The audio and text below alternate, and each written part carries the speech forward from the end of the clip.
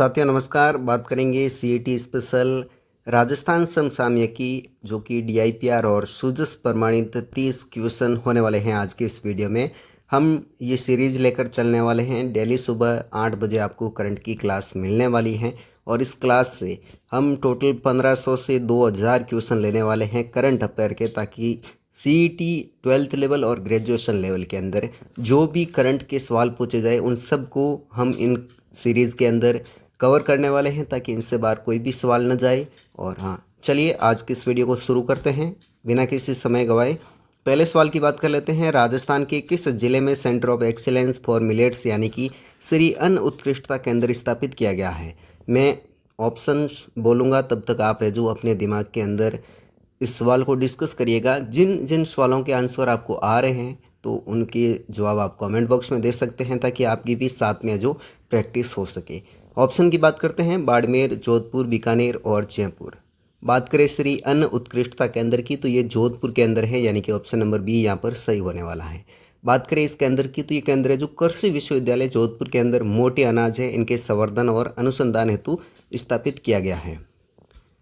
Mission Amrit Sarovar के तहत राजस्थान के प्रत्येक जिले में न्यूनतम कितने सरोवरों के निर्माण या फिर पुनरुद्धार का लक्ष्य रखा गया है? ऑप्शन की बात करें 50, 75, 100 या फिर 60, तो इसके अंदर जवाब है जो 75 राइट होने वाला है, यानी कि ऑप्शन नंबर बी यहाँ पर राइट होगा। बात करें मिशन अमृत सरोवर की, तो इस मिशन का जो उद्देश्य की बात करें तो इसका उद्देश्य है भूजल स्तर सुधारना, और इसके तहत प्रत्येक सरोवर का जो न्यूनतम क्षेत्रफल अगर आपसे पूछा जाए तो 1 एकड़ है जो निर्धारित किया गया है। बढ़ते हैं अगले सवाल की तरफ। डीआईपीआर द्वारा संचालित ई मित्र एट होम सुविधा का प्राथमिक उद्देश्य क्या है? प्राथमिक उद्देश्य पूछा गया है ई मित्र एट होम सुविधा का। इसके अंदर ऑप्शन की बात कर लेते हैं। घर बैठे ऑनलाइन परीक्षा देना, नागरिकों को घर बैठे सरकारी सेवाएं और प्रमाण पत्र उपलब्ध करवाना, केवल बिजली के बिल भरना, या फिर सरकारी योजनाओं की शिकायत दर्ज करना। ई मित्र की बात करें तो ई मित्र से आपको समझ में आता है कि जो सरकारी सेवाएं हैं वो ई मित्र पर उपलब्ध होती हैं। अब ई मित्र एट होम की बात की जाए तो एक टोल फ्री नंबर दिया गया है, उस नंबर की अगर बात करें तो 181 है। इस नंबर पर है जो नागरिक अब घर बैठे मूल निवास है, जाति प्रमाण पत्र जैसी सेवाएं हैं जो सीधे घर पर प्राप्त कर सकते हैं। तो यहाँ पर ऑप्शन नंबर बी, नागरिकों को घर बैठे सरकारी सेवाएं और प्रमाण पत्र उपलब्ध करवाना, राइट होने वाला है। मुख्यमंत्री युवा सबल योजना के तहत पात्र जो बेरोजगार युवाएं हैं इनको दी जाने वाली मासिक बेरोजगारी भत्ता राशि क्रमश पुरुष एवं महिला यानी कि विशेष योग्यजन हेतु कितनी है? 3000 और 3500, 4000 और 4500, 4500 और 5000, या फिर 3500 और 4000। तो इसके अंदर बात की जाए मुख्यमंत्री युवा सबल योजना की, तो पहले इसके अंदर राशि कम थी, अब इसको बढ़ाकर है जो 4000 रुपये जो पुरुषों के लिए, और महिलाओं की बात की जाए तो इसके अंदर 4500 रुपये इसकी राशि कर दी गई है, यानी कि ऑप्शन नंबर बी यहाँ पर राइट आंसर होने वाला है। अगर बात की जाए इसके अंदर कितने घंटे की इंटर्नशिप अनिवार्य कर दी गई है, तो 4 घंटे ऑप्शन राइट होने वाला है। भत्ता प्राप्त करने वाले जो लाभार्थी हैं उनको प्रतिदिन 4 घंटे की सरकारी विभाग के अंदर इंटर्नशिप करना अनिवार्य कर दिया गया है।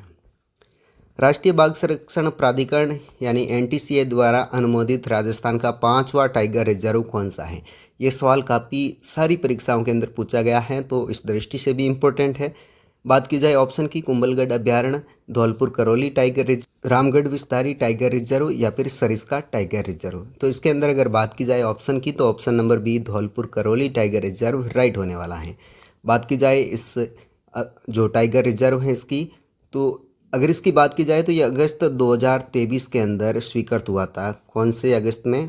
अगस्त 2023 के अंदर धौलपुर करौली टाइगर रिजर्व संरक्षित हुआ था। इसके अंदर बात की जाए तो देश के अंदर ये है जो 54वां है, और राजस्थान की बात की जाए तो ये 5वां टाइगर रिजर्व है जो बना है। कौन सा? धौलपुर करौली टाइगर रिजर्व, यानी ऑप्शन नंबर बी यहाँ पर हमारा राइट होने वाला है। अगले सवाल की तरफ बढ़ते हैं। राजस्थान इंटरनेशनल सेंटर आरआईसी की स्थापना किस शहर में की गई है?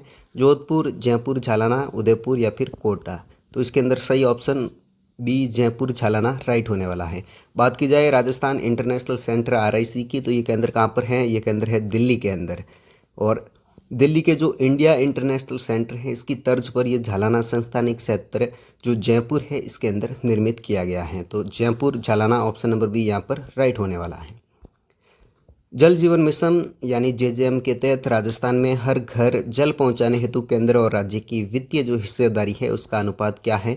बात की जाए जल जीवन मिशन की तो इसके तहत हिस्सेदारी पूछी गई है 60:40 या फिर 50:50 या फिर 75:25 या फिर 90:10। तो इसके अंदर ऑप्शन की अगर बात की जाए तो ऑप्शन बी यहाँ पर राइट होने वाला है 50:50। इसके अंदर बात की जाए तो इस जो मिशन है जल जीवन मिशन, इसके तहत प्रत्येक ग्रामीण व्यक्ति को प्रतिदिन है जो 55 लीटर गुणवत्तापूर्ण नल का पानी है जो उपलब्ध करवाया जा रहा है। इस योजना के अंदर है जो 55 लीटर प्रत्येक व्यक्ति को जल उपलब्ध करवाया जा रहा है और इस योजना के अंदर केंद्र और राज्य की हिस्सेदारी है वो 50:50% है, यानी कि आधा आधा इसके अंदर हिस्सेदारी रखी गई है। अगले सवाल की तरफ बढ़ते हैं। राजस्थान में कालीबाई भील मेधावी छात्रा स्कूटी वितरण योजना कौन सी योजना है? कालीबाई भील मेधावी छात्रा स्कूटी योजना। इसका नोडल विभाग कौन सा है? हमसे नोडल विभाग पूछा गया है। महिला और बाल विकास विभाग या फिर उच्च शिक्षा विभाग, प्राथमिक शिक्षा विभाग या फिर सामाजिक न्याय एवं अधिकारिता विभाग। तो इसके अंदर नोडल विभाग की बात की गई है तो ऑप्शन नंबर बी उच्च शिक्षा विभाग राइट होने वाला है। कालीबाई भील मेधावी छात्रा स्कूटी वितरण योजना की अगर बात की जाए तो 12वीं कक्षा के अंदर उत्कृष्ट अंक प्राप्त कर नियमित उच्च शिक्षा में प्रवेश लेने वाली छात्राओं को ये स्कूटी दी जाती है। स्कूली शिक्षा में उपचारात्मक शिक्षण हेतु संचालित मिशन बुनियाद किस तकनीक पर आधारित है? खेलकूद आधारित शिक्षण या फिर पर्सनलाइज्ड एडेप्टिव लर्निंग, जिसको शॉर्ट में पल डिजिटल प्लेटफॉर्म बोलते हैं, दूरदर्शन प्रसारण या फिर ओपन स्कूलिंग। तो इसके अंदर ऑप्शन नंबर बी पर्सनलाइज्ड जो एडेप्टिव लर्निंग, जिनको पल शॉर्ट में बोलते हैं, ये डिजिटल प्लेटफॉर्म है। ये कार्यक्रम है जो स्कूल शिक्षा विभाग द्वारा विद्यार्थियों में लर्निंग गैप खत्म करने हेतु टैबलेट आधारित है। अगले सवाल की तरफ बढ़ते हैं। राजस्थान जन आधार योजना का आधिकारिक शुभारंभ किस तिथि को किया गया है? जन आधार योजना की बात की गई है। ऑप्शन हमारे पास में है 1 अप्रैल 2020, 18 दिसंबर 2019, 15 अगस्त 2019 या फिर 26 जनवरी 2021। तो इसके अंदर कौन सा ऑप्शन सही होने वाला है? बात की जाए जन आधार योजना की तो इसके अंदर ऑप्शन नंबर बी 18 दिसंबर 2019 राइट होने वाला है, जिसके अंदर एक नंबर, एक कार्ड और एक पहचान वाले जो इस कार्ड है जन आधार योजना, इसके अंदर परिवार का जो 10 अंकीय, परिवार का कितना अंकीय होता है? ये 10 अंकीय, और सदस्य की बात की जाए तो ये 11 अंकीय नंबर होता है। आपसे अगर सवाल पूछा जाए तो जन आधार के अंदर जो परिवार का अंक होता है वो 10 अंकीय होता है और एक सदस्य की बात की जाए तो 11 अंकीय इसके अंदर डिजिट होता है। राज्य में जैविक खेती पर अनुसंधान एवं प्रशिक्षण हेतु centre of excellence for organic farming कहाँ स्थापित हैं? दुर्गापुरा जयपुर, झालावाड़, तबीजी अजमेर या फिर फतेहपुर सीकर। तो इसके अंदर सही ऑप्शन होने वाला है ऑप्शन नंबर बी झालावाड़। जो ये केंद्र हैं जैविक खाद, प्राकृतिक कीटनाशक और जैविक फसलों के उन्नत बीजों पर कार्य करता है centre of excellence for organic farming. यह कहाँ पर है? तो झालावाड़ के अंदर option number B right answer है। जनप्रतिनिधियों के विधायी विमर्श व अध्ययन हेतु कॉन्स्टिट्यूशन क्लब ऑफ राजस्थान का निर्मित किया गया है। ज्योतिनगर जयपुर, शास्त्री नगर जयपुर, मंडोर जोधपुर या फिर सिविल लाइंस जयपुर। बात की जाए कॉन्स्टिट्यूशन क्लब ऑफ राजस्थान की तो ऑप्शन नंबर ए ज्योतिनगर जयपुर राइट होने वाला है। और ये क्लब राजस्थान विधानसभा के समीप जो राजस्थान आवासन मंडल है उसके द्वारा विकसित किया गया है।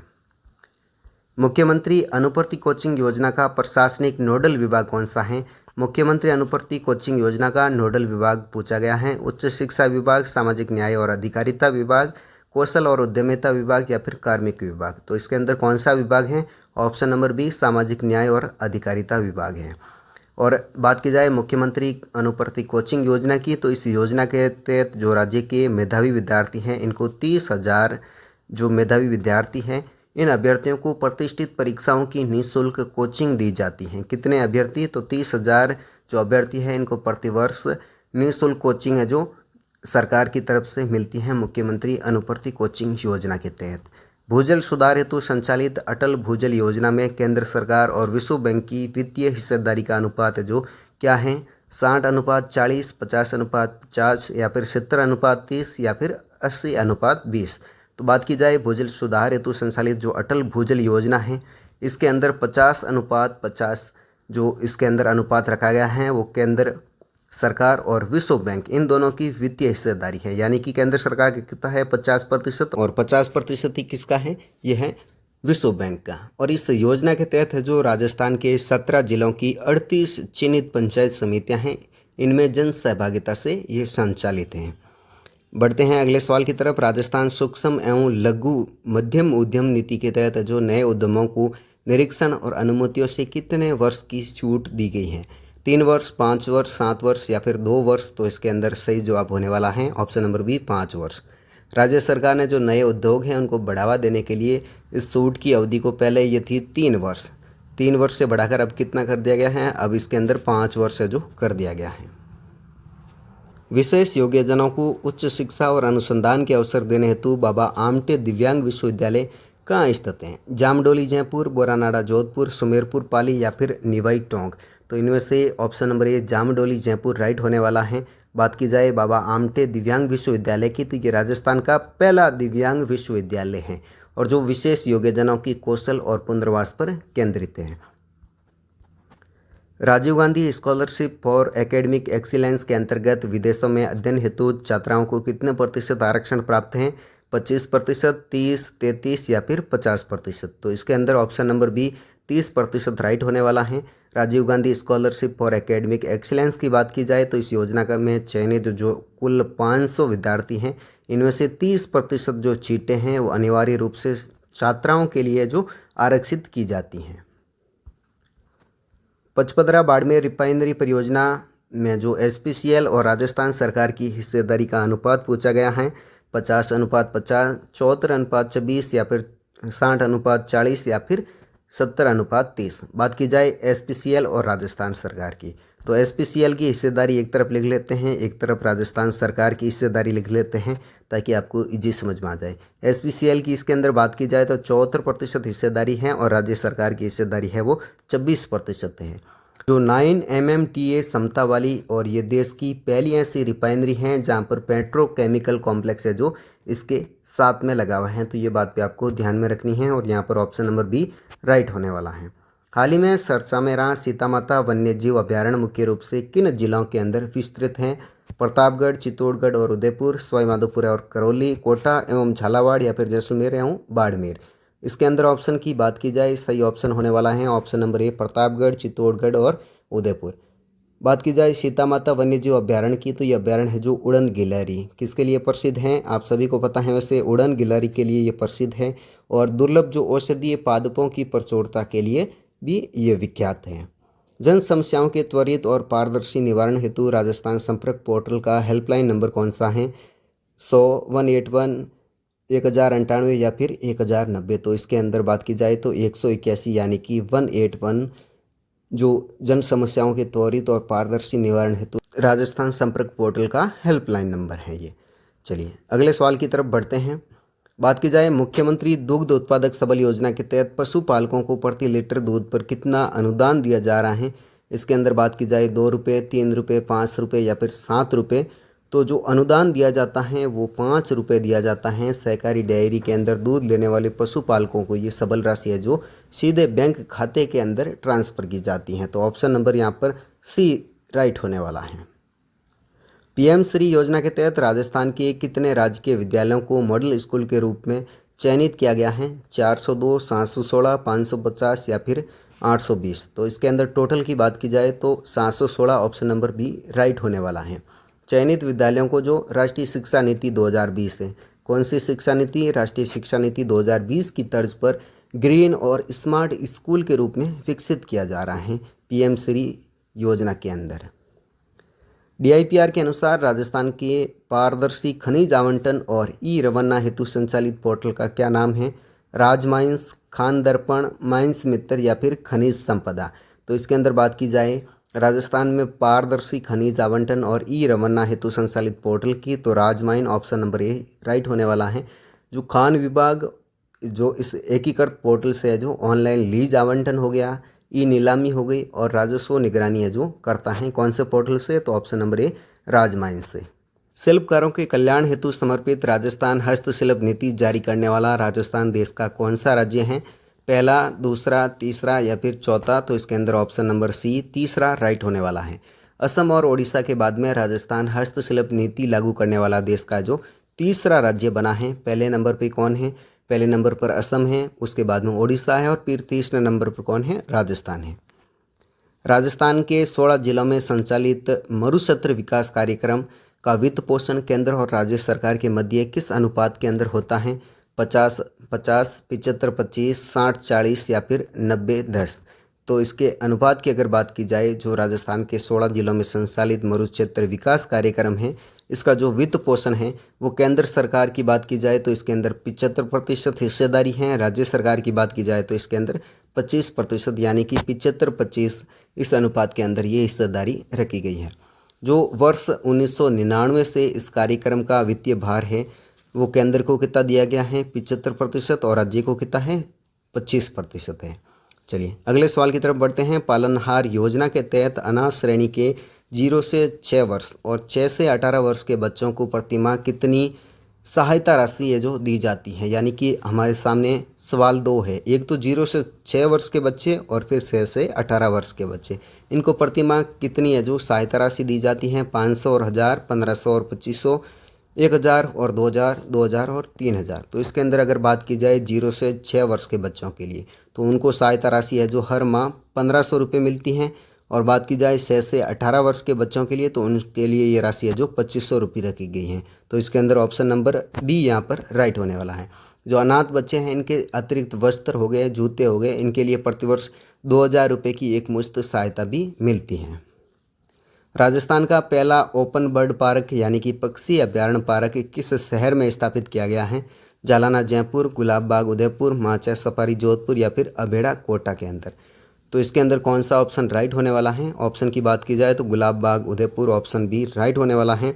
उदयपुर के गुलाब बाग में जो देसी विदेशी प्रजातियों के दुर्लभ पक्षियों के लिए प्राकृतिक पार्क बनाया गया है जिसका नाम है ओपन बर्ड पार्क यानी कि पक्षी अभ्यारण्य पार्क है। कहाँ पर है ये, तो गुलाब बाग उदयपुर के अंदर है। राजस्थान में इंदिरा रसोई योजना ग्रामीण की बात हो रही है, इसकी शुरुआत किस तिथि को की गई है। 20 अगस्त 2020, 10 सितंबर 2023, 15 अगस्त 2022 या फिर 1 जनवरी 2024। तो इनमें से कौन सा ऑप्शन राइट होने वाला है इंदिरा रसोई योजना ग्रामीण के लिए।